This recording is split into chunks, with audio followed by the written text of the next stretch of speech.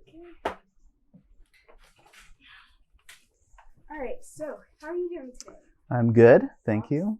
Awesome. Okay. Hopefully that makes the cut. Already. My favorite memory in this home. Man, that's a good question.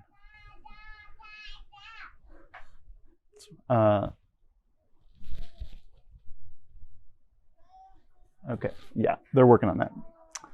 My favorite memory, probably when we found out we were pregnant with our firstborn. When we first moved here, I didn't have a kid, like I wasn't a parent. So like it is growing with me. I am now a mom and I am a homeowner. I'm a first time homeowner, and there are other families here who have been very kind and reached out. And just this weekend, somebody dropped off a set of puzzles for the little one. Like I would not have expected. It's just like, here. Every Halloween, since I give bags out, I count how many kids come by, and we'll get every year between 200 and 250 kids. It's crazy for this neighborhood. And they're all this big to this big, all in costumes, not teenagers up begging for candy. It's all little kids and their parents. The people of Howell Station are passionate. Everybody cares, sometimes a little too passionately. Respectful of the neighborhood and the historic, features and factors that we have built into the neighborhood, but also interested in investing in the future of the neighborhood and making sure that it remains diverse and that it continues to grow with the development of the park and kind of all things West Atlanta. We have this Howell Station Neighborhood Association, which is they seem very hardcore. I wasn't expecting that. So I welcome it. And I'm like, oh, okay. There's so much to learn about the politics of this particular neighborhood. My son lived on Tilden in an apartment, in a house that was split up into, it was a bunch of roommates together. And I said, Gibson, where is this neighborhood? I don't think I've ever heard of it. And I thought, as a native Atlantan, that I knew every little neighborhood. And he said, I said, I don't. So anyway, he told me, and I came over here and I said, oh, Gibson, this looks a little scary. And he said, don't worry, Mom, we have a big dog in the back. And he's a Great Dane. Well, that got my interest. But it didn't lead to anything until I watch real estate. I'm not in real estate, but I watch everything. And I saw the houses we're buying and selling. We're turning over. And then Gibson said, why don't you just drive into the neighborhood? It's really nice. And I did, because I'm not a scared person. I'll drive anywhere almost. And I thought, this is a cute neighborhood. And I saw the Northwest Baptist Church, and I thought, oh, this is just incredible. This is a piece of history. I love history. So I looked at a house down the street. It was too small. This house was being totally renovated on the inside. And I thought, wow, I could actually afford that house. I can't afford Grant Park. I can't afford Candler Park. I certainly can't afford Inman Park. I can't afford anywhere. I don't think we would be able to afford Howell Station. Now, it is different for sure, but there's still a lot of families that have been here since we've been here. You definitely see, I think, kind of the creep of the city coming towards us, and so that has definitely had kind of an effect on the neighborhood. They've done so much development along West Marietta Street, the main street right in front of here. They made pretty significant progress with the Beltline too, and they picked that project up, even though it stalled for a period of time. Also, it's just Atlanta's one of the fastest growing cities, so you're seeing a lot more traffic around here in general. Okay, so the next question is, what are your thoughts on the gas station? Residents in the historic Howell Station neighborhood of Atlanta are speaking out against a gas station that they say is being built illegally.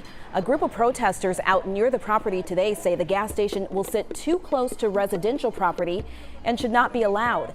Some property owners near the construction say they plan to sell. My thoughts on the gas station are mixed. Of course, it's unfortunate that, traffic patterns as it pertains to dumping right into the neighborhood weren't taken into more deep consideration. It kind of feels like it wasn't designed with the flow of the neighborhood in mind, but development is inevitable. We are all, looking forward to the higher property values and the benefits and the amenities that the park is going to bring. And, some of those benefits are going to be considered less desirable to current residents because they're more desirable to neighborhood passer-throughers or visitors. So unfortunately, it's not going to be just everything that we want along the way. So comes with the park, both benefit and some kind of heartache too.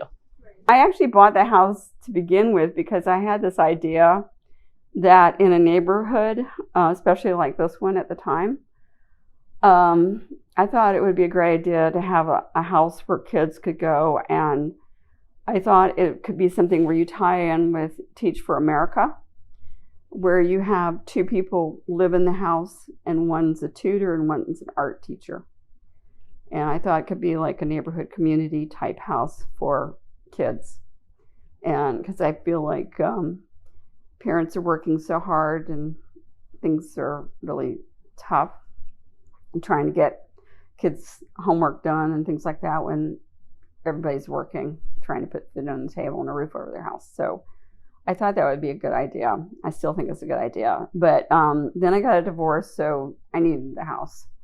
So I ended up moving. Opening a business is definitely not for the faint of heart, particularly in the city of Atlanta. They make it quite difficult. But we were the third brewery in Atlanta at the time when we opened, so I don't think they really knew what to do with us when we were trying to get all of our alcohol licenses lined up. But particularly in the early stages, being so close to the brewery is just helpful because I'm there so often. And, early on, I would be the one who would, if the alarm went off at the brewery, I'd get in the car and go check on it. And since it's 5 minutes away, I can do that.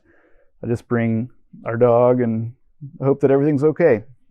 It's also just nice, I think, community-wise, because we're also the closest brewery to our neighborhood, and so a lot of neighbors know Monday night, and it's just a really it's kind of why we got into the business of brewing, was to help people connect with each other and help foster community. And I feel like being kind of in the heart of where you live, work, and play, and having all that together is really helpful. Just living with people and getting to know them and what they do for a living. I mean, I live right next door to a structural engineer who has helped us with structural engineering on the brewery. I live right next door to the head of partnerships for the Giving Kitchen, a nonprofit, and we've worked very closely with them because of that. And I've actually been able to attend some really cool, food experiences with our neighbors. Right here, actually, two neighbors ago, the couple that lived there, the guy's name was Ryan, and he was a bartender of a Dave & Buster's, but I knew he homebrewed, and he ended up starting at a just low-level job at Monday Night, and he's now our head brewer. And that never would have happened without HOWELL Station. But he's making some of the best beer in the city.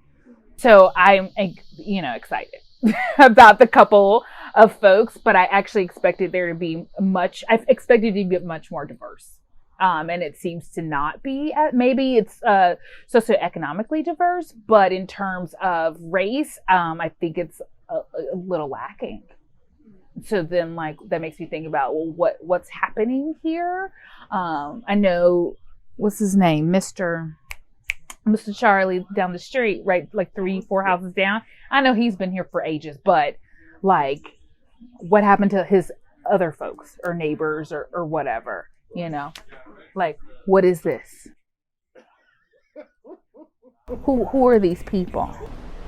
I don't know if, why I was the first to start a Black Lives Matter protest in the neighborhood necessarily. My roles and responsibility as it pertains to listening to the Black Lives Matter movement and trying to learn as much as I can personally were a huge priority and continue to remain a huge priority to me. And I think that what I was hearing from neighbors were that because of COVID particularly, they were feeling timid to go downtown and show their support, or timid to join in some broader protest, or they wanted to do something that was, family oriented, that they could bring young children to. And so for all of those reasons, it just seemed like the best thing to do was create a situation where anyone in our neighborhood would feel comfortable coming and standing with us and learning more about the movement and being a more active participant.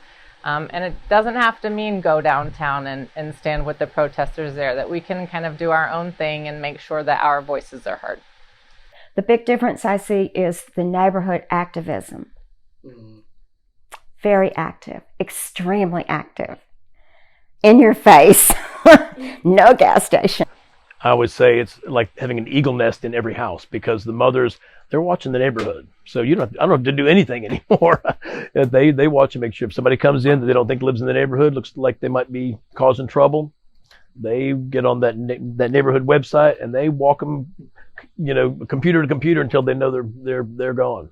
Before, it was a matter of getting babysitters. But I think now it's more of, since we can stay home more, we have more flexibility in our schedules. So we basically just swap and go out as needed. I had 2 cats, but when my best friend died, he had a cat. And so I now have his cat as well, which is too many, but that's what I have. And then I have, I feed 2 outside. We have had 18 dogs since Jeff and I got together. We've been together 30 years. We had 18 dogs. We have the ashes of all but 4 of them in there, because they all lived to be happy old age. We didn't lose any young. They all lived old and happy. And we used to have little miniature pinchers. In fact, we raised a batch. We got a male and a female, and we bred our first batch. That's how we ended up with so many, because I fell in love with the puppies and couldn't part with many of them. So we just went crazy. We had as many as 9 dogs at one time at one point here. But then over time, because we're in between the Humane Society and Lifeline, what used to be just called animal control, we found that people were going to animal control to surrender their dogs, and discovering there was a $35 surrender fee, they would just dump their dogs out in this neighborhood. So we just started taking in the ones that were dumped. So our last 5 dogs, the 4 in and Rufus, who we lost, were all just dumped in the neighborhood. And we could not be, and as far as my relationship with them, me and my dogs. They don't even have to ask. I love my dogs, and you can tell just by all the stuff I put up with, they come first with me. I love my dogs. Oh, we have 3 cats too. They'd be a little irritated I didn't bring them up. So we have 3 cats as well. So. We had a couple aquariums at one point. I set up a saltwater, which was more work than it was worth, and we had a big freshwater. But I sent that over across the street to Simone and Donovan. We have a bird, and I've learned that cockatiels live a lot longer than I thought they would. I have no idea. We've had this one for maybe 17 years. I think we tried to